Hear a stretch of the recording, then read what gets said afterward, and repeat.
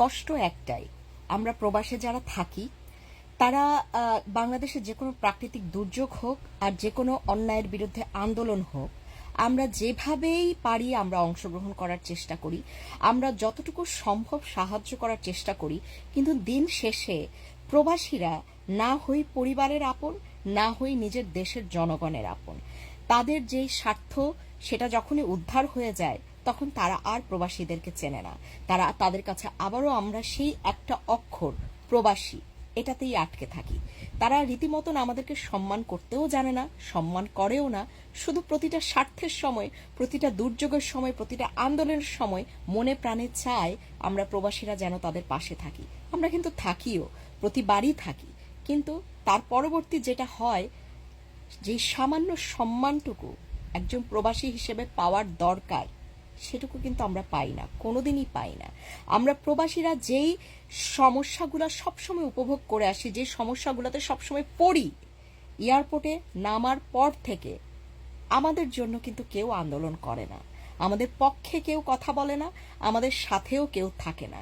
আমাদের একটাই ইচ্ছা বা একটাই আশা যে আমরা যেভাবে বাংলাদেশের প্রতিটা দুর্যোগ বা বাংলাদেশের প্রতিটা অন্যায়ের বিরুদ্ধে আন্দোলনের সাথে থাকি, আমরা যে সমস্যাগুলা ফেস করি, যে সমস্যাগুলাই আমরা পড়ি, যে সমস্যাগুলা প্রতিনিয়ত আমরা সম্মুখীন হই, আমাদের সাথেও বাংলাদেশের জনগণ একবার হলেও একাত্মতা ঘোষণা করুক, একবার হলেও আমাদের পাশে দাঁড়াক, একবার হলেও আমাদের সমস্যাগুলো সমাধান করার জন্য এভাবেই আন্দোলন শুরু করুক। এটাই আমাদের চাওয়া। প্রবাসী হিসাবে কিন্তু আমাদের আর বেশি কিছু চাওয়া নেই দেশের জনগণের কাছে, দেশের মানুষের কাছে। আমরা প্রবাসী, এটা কি তাহলে আমাদের অপরাধ? আমরা প্রবাসী কি আমাদের ফুর্তির জন্য হয়েছিলাম?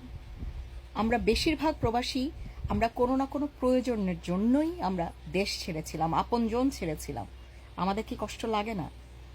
আমরা প্রবাসী, এটা আমাদের এখন মস্ত বড় একটা পাপ হয়ে গেছে, অপরাধ হয়ে গেছে।